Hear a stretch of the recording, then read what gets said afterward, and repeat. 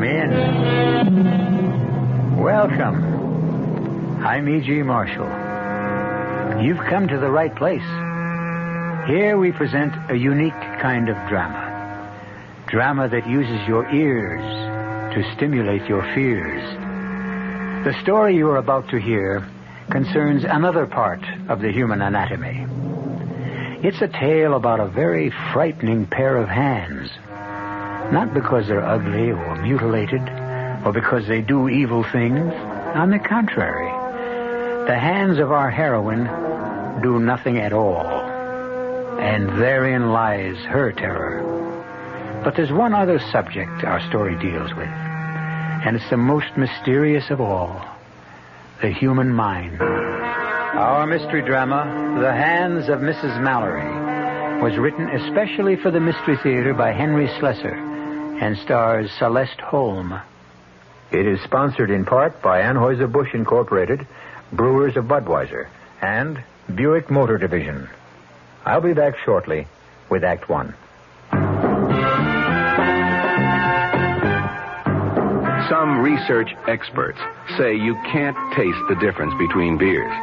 Well, if they're right, then Anheuser-Busch wastes a barrel of time Beechwood aging Budweiser.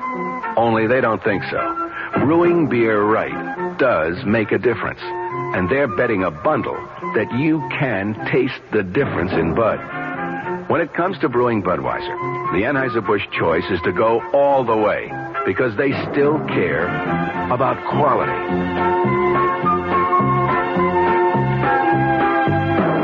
Look at it this way. If the Bud people have a choice between what some experts say and what beer drinkers say, well, you'd better believe they'll go with you beer drinkers every time. When you say Budweiser, you've said it all. Anheuser-Busch, St. Louis. Hey, Mom, what's for dinner? Hey, Mom, what you got? What's for dinner? ShopRite suggests lean, savory smoked ham. Shank portion just 69 cents a pound. Butt portion 79 a pound. Choice grade first cut chuck steak 69 cents a pound. Penn Dutch noodles pound package 49 cents. Crown top white bread just 39 cents for a 22-ounce loaf. For a quick meal, serve Banquet frozen 10-ounce dinners. All varieties except beef or ham are just 39 cents. Check the store-wide values at ShopRite. You'll find a lot more for a little less. She loves the family. She wants the best. She does all that she can do. She lets ShopRite do the rest. Hey, Ma, what's for dinner? ShopRite has the answer.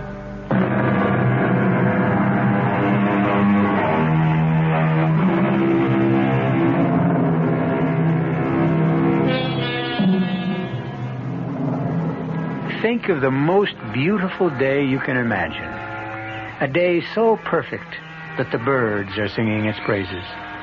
And even the people who line the park benches, those roosting creatures who seem to exist in a vacuum without emotion, seem happy and contented today.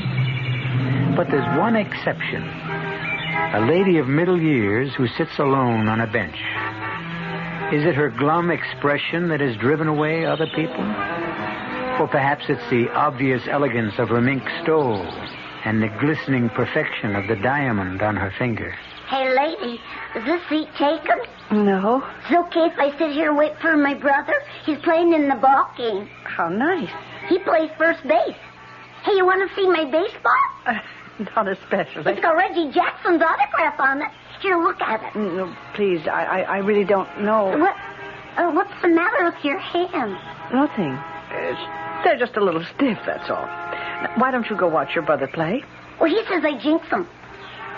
Gee, your hands look funny. I mean, can't you move them at all? No. As a matter of fact, I can't. Gee, that's funny. I never saw anything like that. How come you can't move your hands? It's a kind of a sickness. You wouldn't understand. Well, maybe if you explained it to me, I would. Yes. If I could explain it to you, son, I would be very happy to do so. You don't know how happy.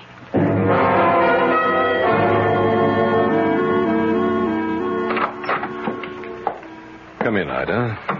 Have a seat. I always feel so guilty when I take your time. Each examination seems to produce exactly the same result. Well, that's no reason not to keep examining you. Then there isn't any change. No, Ida. No change. What have you been doing lately? Well, I've been sitting in the park a lot. I see. It's a bit ridiculous, isn't it? I have this glamorous terrace. I could sit there like a queen and view the whole park and all the people in it. But I prefer to sit on a bench and watch the squirrels and listen to the children. Oh, I think that's a good thing, frankly. To be on the ground, in touch with things. Herbert never believed in that. Herbert liked to get away from the smell of the crowd. Yes, that was the phrase he always used, the smell of the crowd. My husband knew a great number of unkind phrases. Well, I never knew him, of course. No. Neither did I suppose. Even when he was lying in his coffin, I felt as though I were saying goodbye to a stranger. And after Mr. Mallory died, how soon after that did the paralysis set in? Oh, it was about a month. Yes, a month after, I suppose. That soon? Yes. And now it's been how long since you haven't been able to move your hands? 5 years. Can you believe it, Doctor? I can't. After the first 6 months of this terrible paralysis, I thought I couldn't go on living with these stone fingers of mine. I thought it would be preferable to be dead. But you never lost hope of a cure. No. I mean, that's what's kept me going. The hope of a cure. Oh, and something else. I suppose one must say a kind word for money. If there was one thing Herbert did in his life, he managed to leave a very rich widow behind him. Ida, I hope you won't misunderstand what I'm going to say. Doctor, you don't have to say it. I know what comes next. You're going to advise me to get out of myself, to stop thinking about my poor hands and think about other people. Charity work. Well, Ida, that's one suggestion. But... Oh, if you knew how many charity committees use my name, or how many thousands of dollars I give to every foundation with an impressive name. Ida, I was going to talk about going back to that psychiatrist. Oh, that. I honestly think you gave up too soon. If you'd given the man a chance... Dr. Merritt, my hands are paralyzed. I'm not imagining it. They're paralyzed, frozen, insensitive. You've made all the tests yourself. Do you think I've been faking? No, of course not. The illness is genuine, but sometimes the origin of an illness of this nature can... It's all in the mind, yes, of course. All in the mind. So easy to say that, isn't it? So many doctors have told me the same thing. It's so much easier to blame my mind than their own failure. Ida, please. Doctor, excuse me. It's time for me to go. You've got lots of patients waiting for you. Some of them you might even help.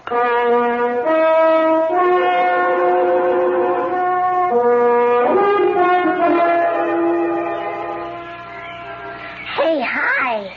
Oh, it's you again. Waiting for your brother? Nah, he's not playing today. Oh, that's too bad. It's a lovely day. He broke his leg. Oh, I'm sorry to hear that. Hey, is that what happened to your hands? I mean, did they get broken?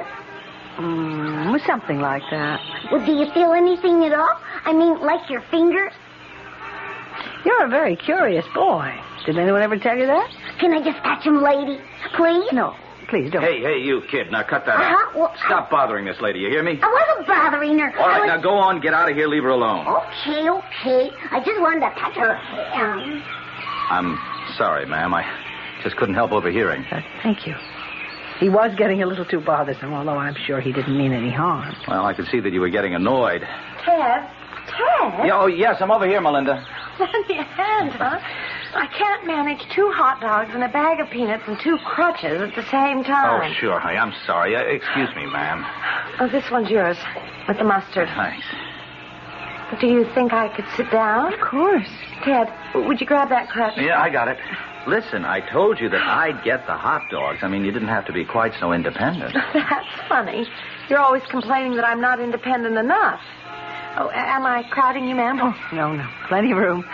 Ted, who was that boy I saw running off? Oh, I drove him off. He was bothering this woman. Oh, dear. Oh, are you all right? Oh, yes, I'm fine. As a matter of fact, he was telling me about his brother's accident. He hurt his foot. I guess This must be the season for accidents. You mean these crutches? I'm afraid that was another season. Hey, gee, it's warm, isn't it? Huh? For this time of year? Of course, you're warm. Saving fair damsels and all that stuff. I didn't know you were a regular St. George, Ted. Yeah, sure I am, with kid dragons. Would you like some peanuts, ma'am? We've been trying to give them away to the squirrels all day, but we haven't seen any. No, thank you. I don't like peanuts very much. I can't imagine what squirrels see in them. Don't worry. My brother will happily eat them all by himself. Your brother? I'm Melinda West. This is my brother, Ted. And my name is Mrs. Mallory. How do you do? Haven't I seen you two here before? Oh, you probably have. We live close to the park. Are you from around here, Mrs. Mallory? Oh, yes. I live in that building right there. Oh. What a view you must have. Can you see the park from your window? Oh, yeah. Oh, if I had a window like that, I'd never come down to the park. Well, of course, these crutches sort of discourage you walking around very much. Do you both live in the city? No, we're from Ohio. We've only been here about 2 months, but I guess we'll be going back soon. Don't say that. Don't even think that, Ted, please. I'm sorry, Melinda. I didn't mean to... I gather that you don't want to leave. Well, not if it means that... Well, the truth is we came here to see a doctor, a surgeon who specializes in cases like mine. You see, I was in an automobile accident 2 years ago. I haven't walked since. Oh, I'm so sorry. I know exactly how you must feel. Well, people always think they do, but they really can't. Melinda. What? I think your brother is trying to signal you, Melinda, about me. What do you mean? He means these. My hands. Oh, I'm so sorry. I didn't even realize. No, some people don't realize that I can't move them. See, as long as I sit here very quietly, my whole body is as immobilized as my hands. Yes. Now I know what you mean. I know how tempting it is to just want to sit, be a statue, so that for a little while you can forget that part of you is dead. Oh, come on, Melinda, please. Let's cut this out, huh? Please, tell me more about this surgeon. I can tell you what he said in one word. One 2-letter word. Oh, dear. He won't operate, then? He said it wouldn't do any good. He turned us down flat. That's why I want Melinda to let me take her back home. Oh, well, do you have parents there? No, we have no one. But I don't want to go back. I don't. I want to see... What were you going to say? Never mind, Mrs. Mallory. Now, come on, Melinda. You finished your hot dog. Let's go home. Ted, let me tell her. Let me ask her. For Pete's sake, what kind of nonsense is this? What do you want to bother the woman for? Because there's no one else I can talk to about Dr. Griff. I can't talk to you about him. You just get red in the face and stomp away from me. There's nothing to talk about, and I'm sure Mrs. Mallory isn't interested in fairy stories. I really don't know what either one of you is talking about. Who is Dr. Griff? Oh, he's a quack, a phony. Ted. Well, that's all he is. A 2-bit faith healer who robs every cripple he can get his hands on. You don't know anything about him. You only met him once. Yeah, well, that was enough. I could tell in 1 second that the man is a fake. He can't cure a broken spine. But why not let him try? Somebody has to try. I don't want to be the way I am. Oh, Mrs. Mallory, I don't want to be this way. Help me. Help me, please.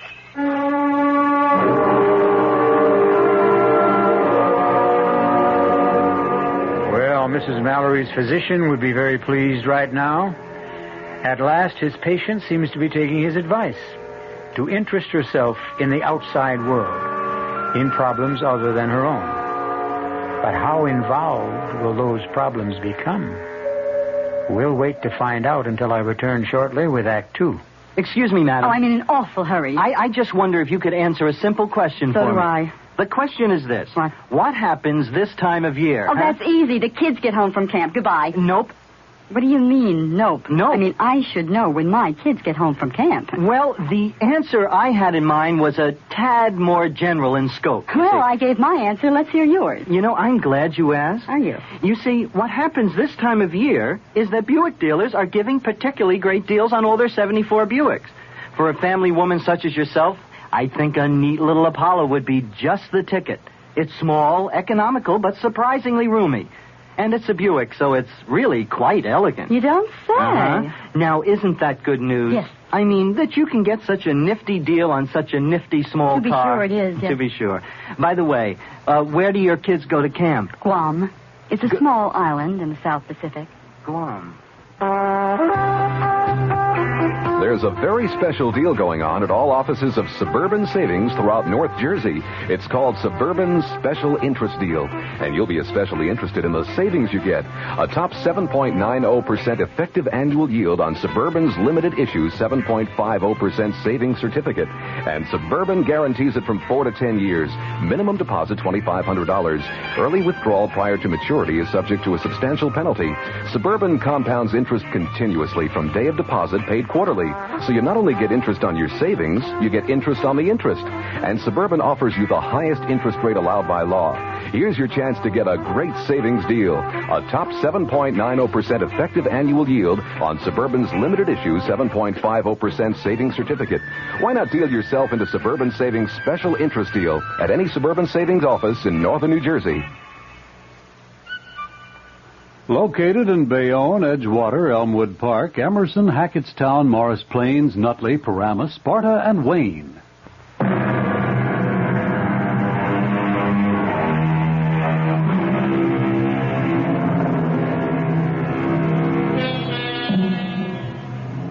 The good weather is holding in the city, and Mrs. Ida Mallory has returned day after day to her bench in the park.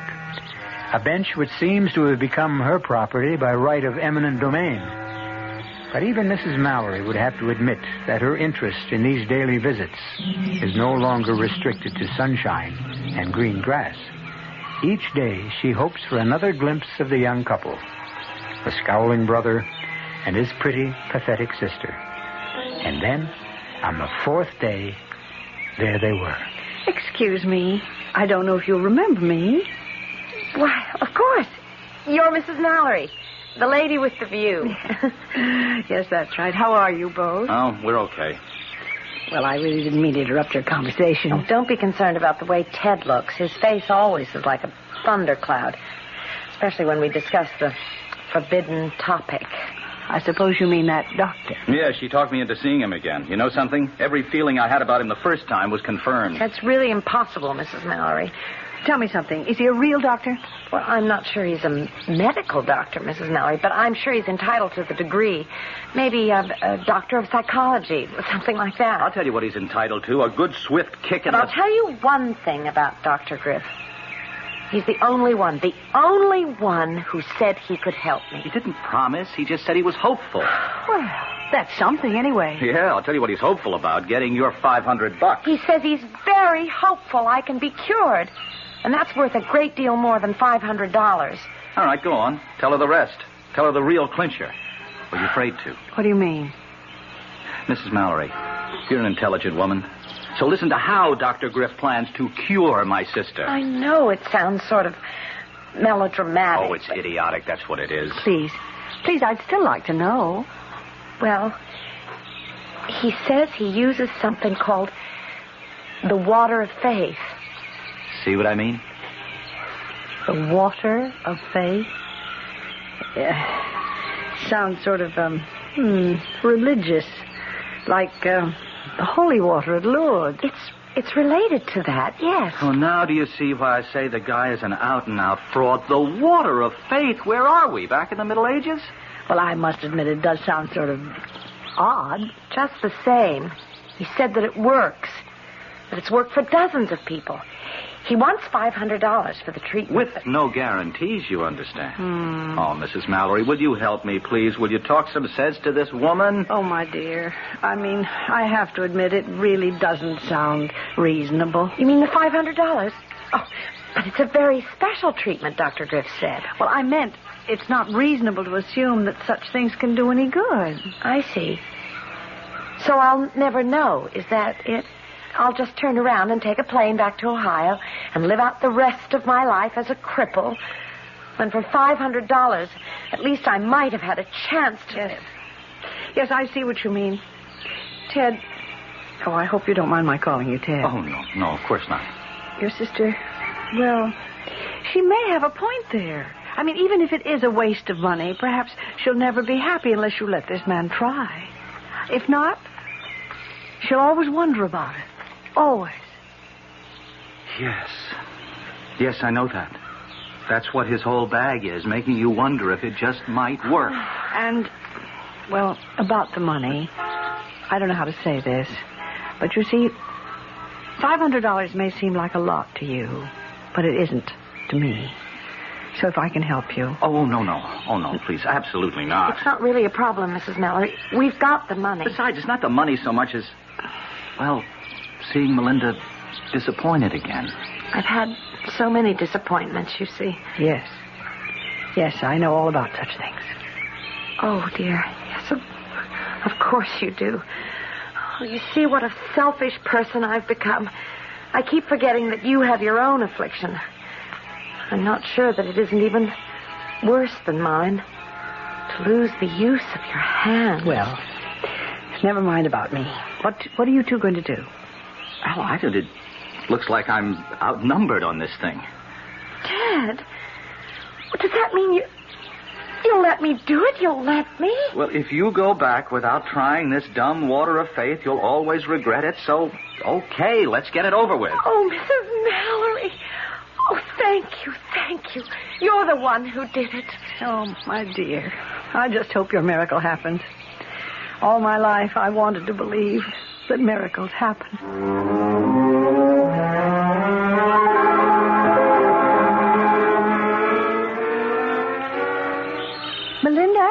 Melinda?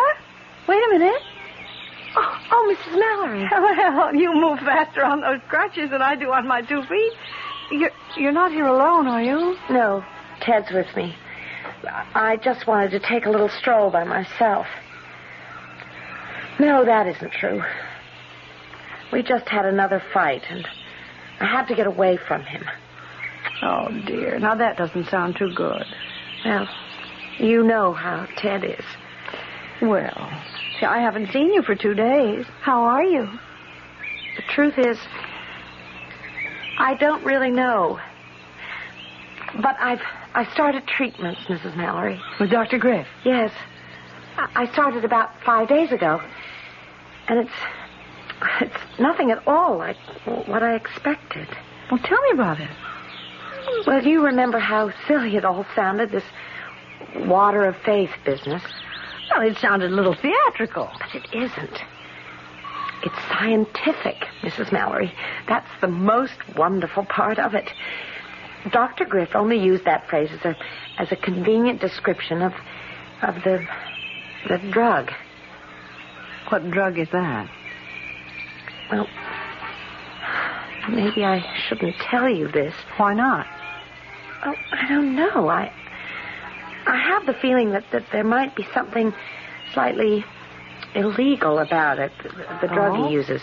A psychedelic suggestion. Psychedelic suggestion? Now, what on earth is that?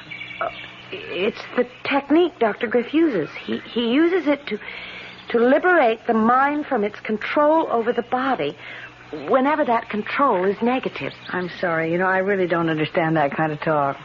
Well, I'm not saying I understand it myself completely. But it does sound to me as if he believes that your illness is psychosomatic. I don't know, Mrs. Mallory. All I know is that I have to go through with it. Kill or cure. It isn't a dangerous treatment, is it? No, I'm sure it isn't. It's more like a sort of a hypnosis. I go to his office, he administers the drug, and then he talks to me. And that's all there is to it. And has it helped? I think I'd better go back to Ted. He's probably getting worried about me. Melinda, please tell me if... Melinda, look out! That bicycle! Melinda. Sorry, miss. I'm sorry. Melinda, are you all right? Oh, you let me help you up, miss. Oh, you idiot. I mean, can't you see that girl is crippled? Quick, give me that crutch. Oh, you sure? Wait. I think I can manage to pick myself up this way. Now, just take it easy. Mrs. Mallory. What is it? Are you hurt? No. It's my leg. Did you see that? My leg bends slightly at the knee. No, I didn't see Look, it. Miss, if you're sure you're okay. Oh, get out of here. Go away and be more careful next time. Yes, Mrs. Mallory, I'm sure it happened. I saw it happen. My leg moved. For the first time in 2 years, it moved.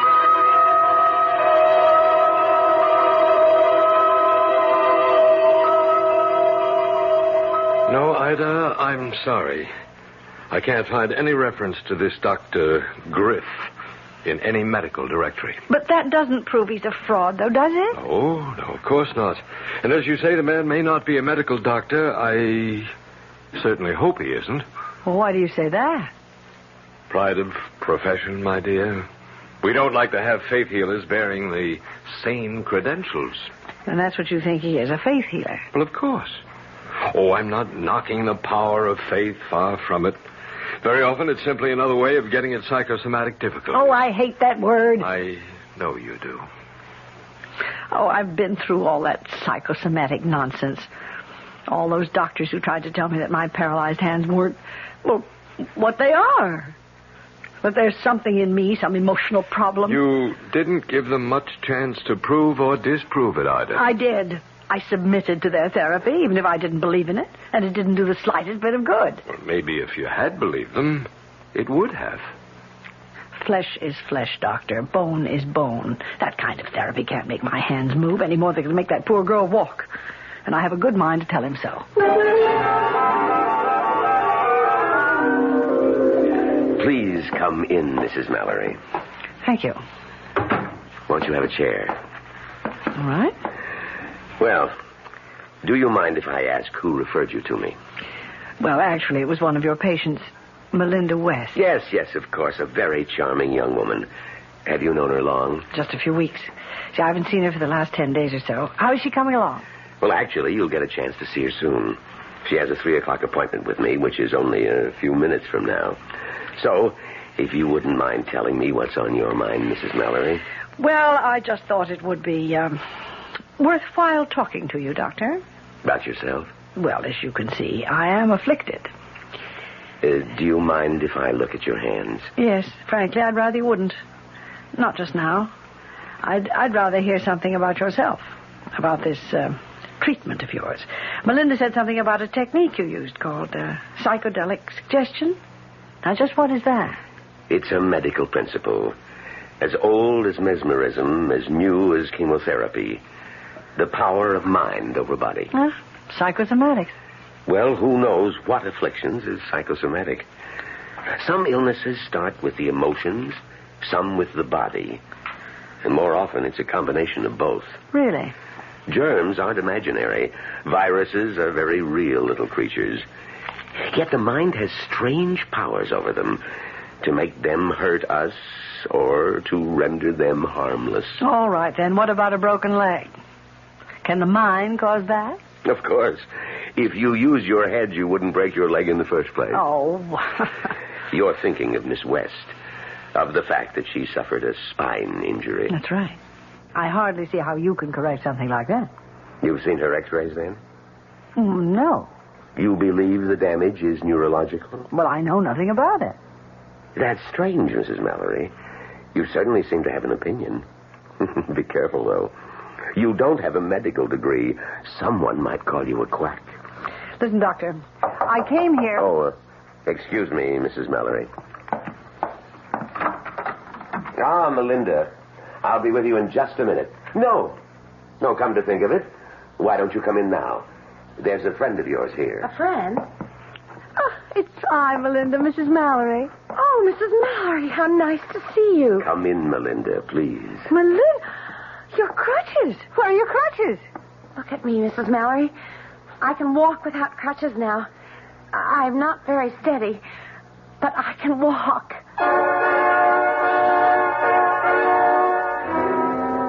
Well, there goes at least one of Mrs. Ida Mallory's cherished notions, that the mind can't cure the body.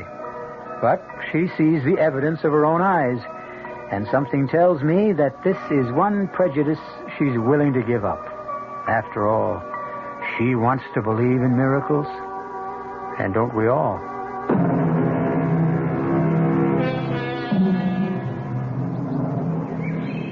Mrs. Ida Mallory has spent a sleepless night, dreaming of things she never thought possible. But when the sun streamed in her windows, her first thought was to get out into the park, and with only one hope, of seeing Melinda West again, and seeing her miracle confirmed. It's true. It's really true, Mrs. Mallory. Even Ted has to admit it. Well, I guess there's something to it, all right. I haven't seen my sister off those crutches in 2 years. But how did it all happen? I don't really know. As I told you, he used this drug. He made me go to sleep, and then he simply talked to me. At first, there was nothing, and then I started feeling life in my legs again. Well, you saw me that day in the park when I fell down. Oh, Melinda. I just can't tell you how happy I am for you. Well, and what are your plans now? Oh, go home, I guess. I've got to get back to my job if it's still there. The treatment cost much more than we thought it would. Yes, the 500 went in no time at all. Then he asked for another 1,000. He said it couldn't be helped. The drug he uses is so horribly expensive. Now, listen. I told you once that if there were any way I could help you out financially. No, that's out, Mrs. Mallory. We'll manage okay. Of course we will. Well. And I can go back to work now. I can do anything I want now. Oh, yes. Yes, that must be a wonderful feeling. To be able to do anything you want.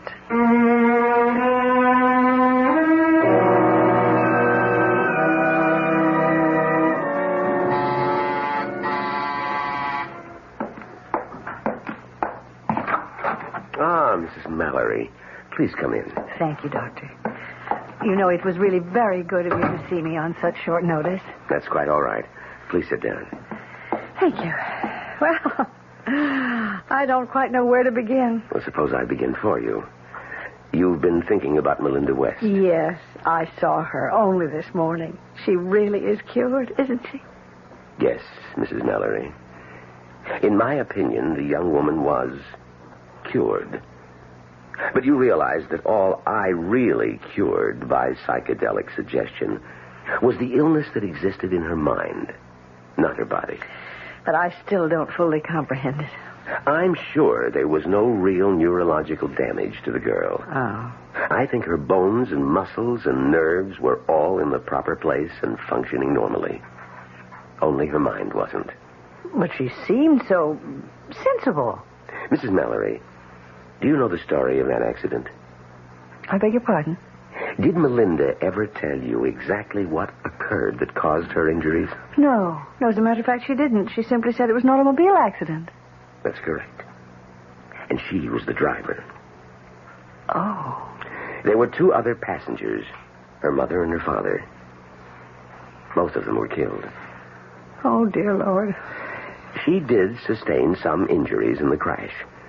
But it was apparent to me that they were not sufficiently grave to cause her the total paralysis she suffered. You mean she felt that guilty about what had happened? Guilty enough to seek punishment for herself. And she did.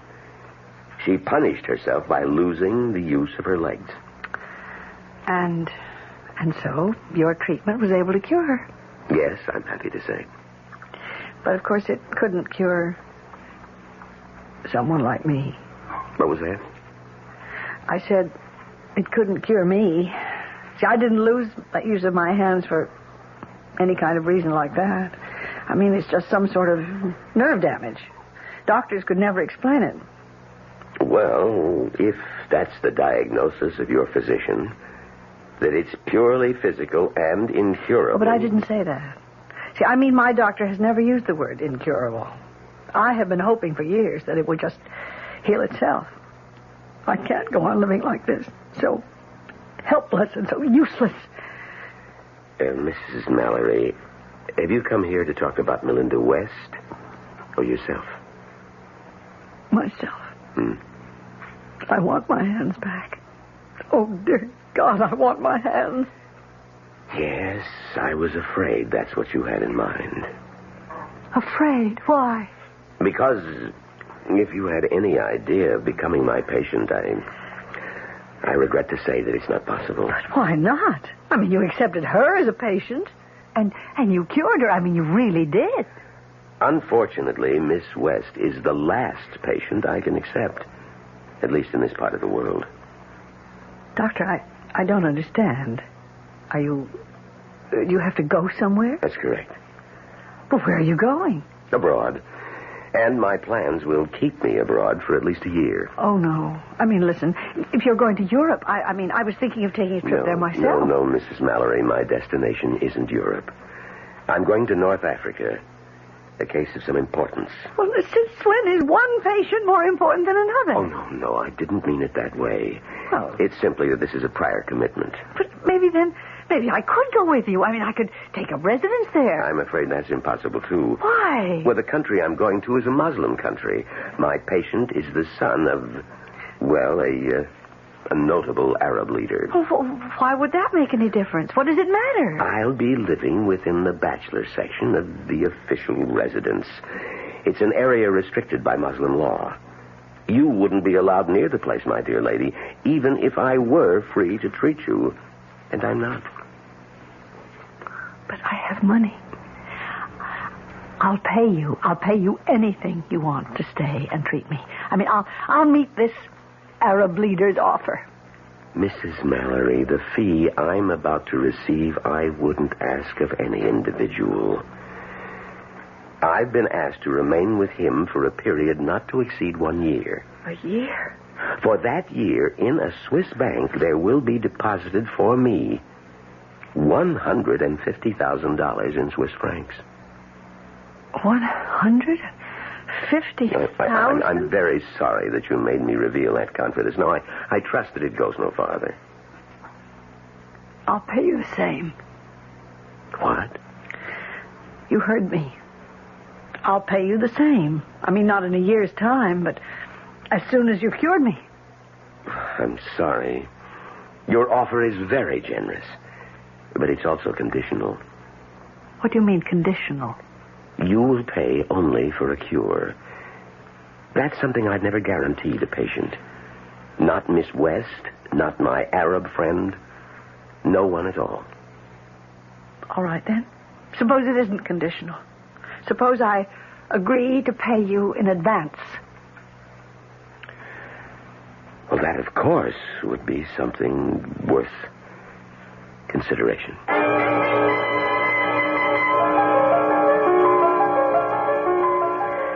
Well, hello, Dr. Merritt. This is certainly a surprise. I think it must be the first time that a doctor ever made a voluntary house call. Well, I didn't come here to see you as a patient, Ida. Only as a friend. Well, that's very kind of you.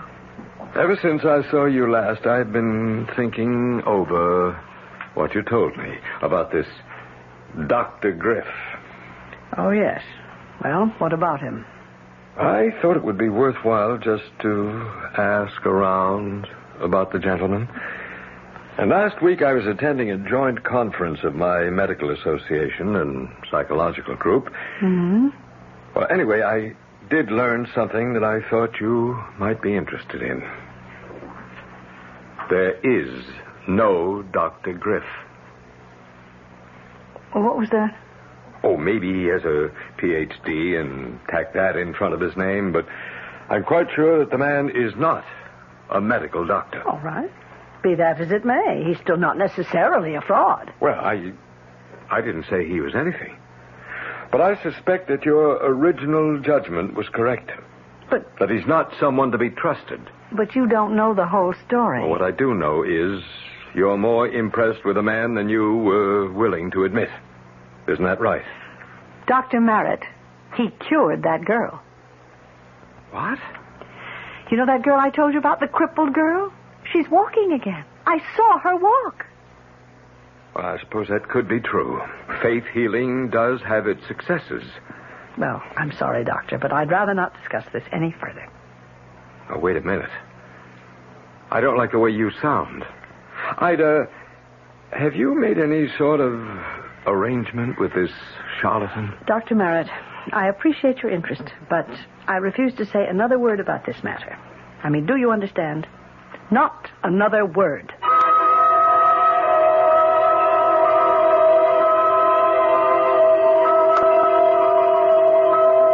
That's right, Mrs. Mallory. Just relax. Close your eyes and let the water of faith flow through your bloodstream. You can feel it tingling through your body, bringing you peace and tranquility, total peace and happiness. Do you feel it? Yes. Yes, I feel it. And now, I'm reaching out for your hand. Do you see me reaching out for you? Yes. Yes, I see you. And now... Oh, of all times. Who's that now? Yes, what do you want? You Dr. Helmut Griff? Yes, who are you? The name's Barry, Doctor. Lieutenant Barry, Racket and Bunko Squad, Police Department. May I come in? No, you can't. I happen to have a patient with me right now. Would her name be Ida Mallory? And who are you? I'm her physician. You might say her accredited physician. I demand to know what this intrusion is all It's about. not an intrusion, Dr. Griff. It's an arrest. What? Doctor? Oh, Dr. Griff? So, may we come in now? Ida, are you all right? Yes. Oh, what is it? I mean, all what's right, happening? Ida. Everything's going to be fine. They've got them all now, all of them. Well, what are you talking about? Is this a lady, Doc? Yes, this is Mrs. Mallory. I don't think she's in any condition to talk. He's obviously given her some kind of drug. It's a legitimate drug, a perfectly legitimate sedative. Yes, of course. Doctor, I'm sure it's nothing very unusual, Seconal or something of that nature. No mysterious water of faith. Please, won't someone tell me what's going on? Now, I'll tell you, Ida. But it may hurt just a little. You see, I told the police your story, and they investigated. He is a fraud, Ida. How dare you Be say quiet, mister. You're no more a doctor than I'm police commissioner. His real name is Michael Lanning. Alias Dr. George Watkins, alias Dr. John Wilson, and that's his modus operandi, Mrs. Mallory, posing as a fake doctor, offering miracle cures, usually for sick widows with lots of money.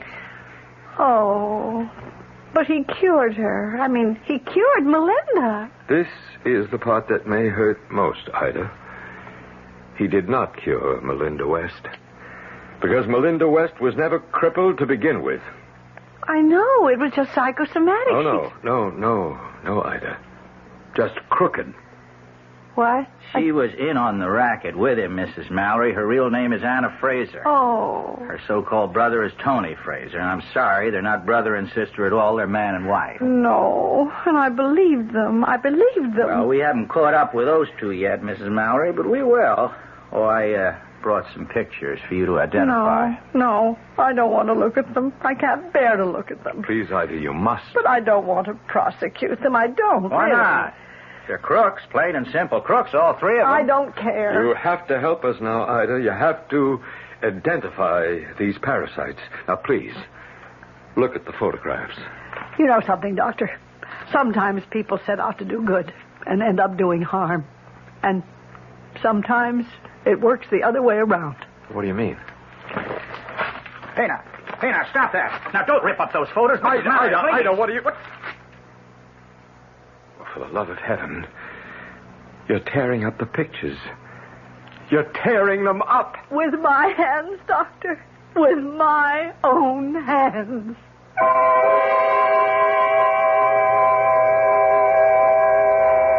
Well, they say that it's an ill wind that doesn't blow someone some good. And in this case, it looks like three evil people have managed to be very good to Mrs. Ida Mallory, in spite of themselves. If there's a moral to this tale, I'd frankly hate to be the one to say it.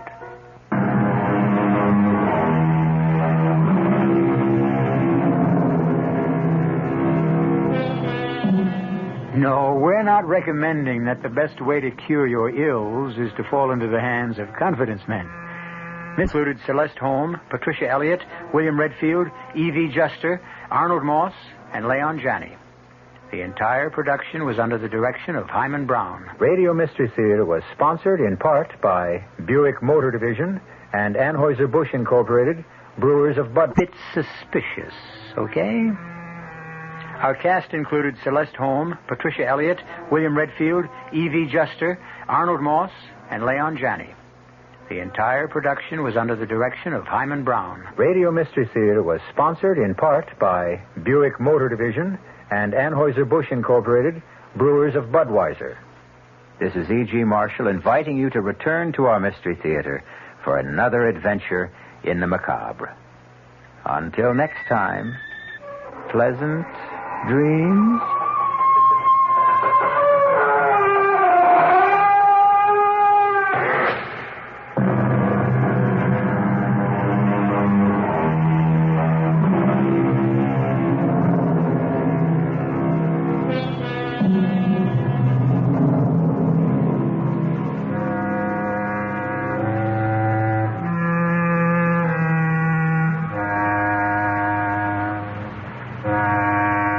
WR Mystery Theater has been brought to you by ShopRite Supermarkets, where you get a lot more for a little less, and by Suburban Savings, with offices throughout North Jersey. The preceding Mystery Theater program was furnished by the CBS Radio Network. I'm Colin Lewis in the Mutual Broadcasting System studios in Washington, D.C. Now, my commentary. President Ford promised leniency to thousands of Vietnam-era draft dodgers and deserters today, declaring, "I want them to come home if they want to work their way back." In a big surprise move during his first trip outside of the city of Washington since assuming the presidency, Ford was in Chicago speaking to a Veterans of Foreign War convention. He signaled a sharp change in government policy. He indicated he favors a form of limited amnesty.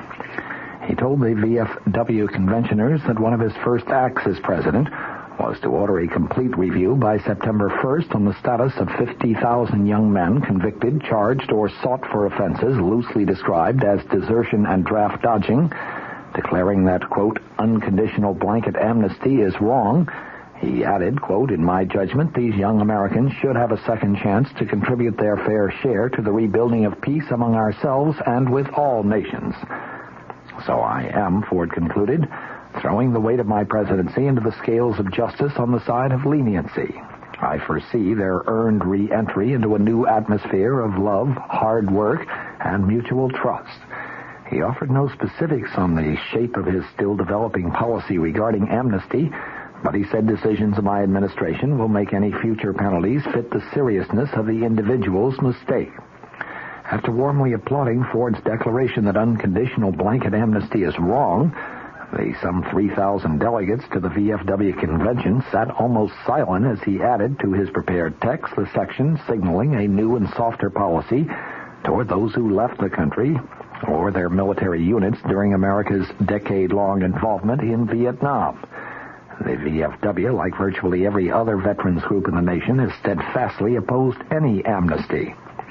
In his speech, Ford also disclosed, much to the pleasure of the VFW, that he was naming former Indiana Congressman Richard Rauterbush as Veterans Administrator. He pledged improvements in the agency's operations.